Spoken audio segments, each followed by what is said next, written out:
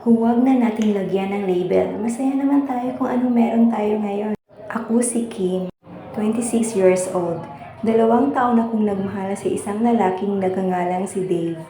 Sama-sama kami sa mga gig, food trip at late night calls. Lahat ng kaibigan namin ay akala na magkasintahan na kami. Pero tuwing itatanong ko kung ano talaga kami, palaging sagot niya, huwag na nating bigyan ng label, masaya naman tayo ngayon. Pinaniwalaan ko siya, inintindi ko ang takot niya sa commitment dahil nasaktan na siya noon.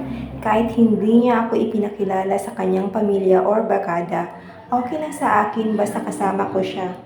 Isang gabi, dumating ako sa bahay niya para ibigay ang regalo para sa kanyang kaarawan. Pero bago pa ako makapasok, narinig ko ang tawa ng isang babae na tumatawag sa kanya ng mahal. Binuksan ko ang pintuan at nakita ko silang magkayakap.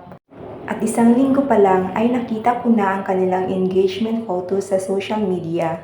Isang taon na pala silang magkasama. Hindi ako nakapagsalita, inayos ko ang aking gamit at umalis nang walang balak na bumalik. Natutunan kong ang walang label minsan ay para lamang may pagpipilian ng isa. Habang ikaw naman ay naghihintay ng walang garantiya. Umuwi ako sa probinsya at naglaan ng panahon para sa sarili. Nagpunta ako sa therapist. Nagsimula ako mag-aral ng graphic design at nagbukas ng maliit na online shop ng mga personalized na disenyo. Nakilala ko rin ang mga bagong kaibigan at nagsimula ako magbigay ng workshop para sa mga kabataan. Ibinahagi ko ang aking kwento para hindi nila maulit ang aking pagkakamali. Isang araw, sa isang creative conference sa Cebu, nakilala ko si Ken. Isang photographer na kasing edad ko. Hindi ako nagmadali. Sinabi ko sa kanya agad ang lahat tungkol kay Dave at sa aking takot sa relasyong walang label. Sumagot siya, hindi kita pipilitin pero kung papayag ka, gusto kitang makilala ng maayos. Ipapakilala kita sa pamilya ko at bigyang tamang pangalan ang nararamdaman natin. Makalipas ang isang taon, ikinasal kami ni Ken sa isang simpleng seremonya sa probinsya.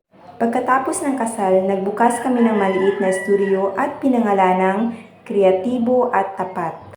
At mula noon ay lumago pa ito hanggang sa magkaroon kami ng mga sentro para sa mga kabataan sa buong Negros Occidental.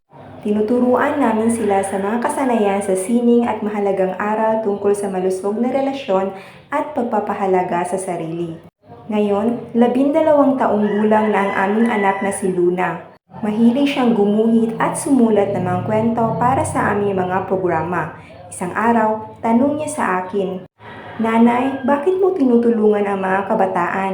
Sagot ko sa kanya, kasi anak, noon ay hindi ko alam kung saan ako pupunta.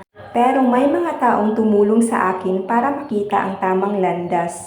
Gusto kong gawin din iyon para sa iba, para alam nilang hindi sila nag-iisa. Ako si Kim at ngayon ay masasabi ko na ang pinakamagandang ending ay hindi lang ang pagkamit ng sarili mong kaligayahan, kundi ang makita mo makatulong ka ring makamit iyon ng iba.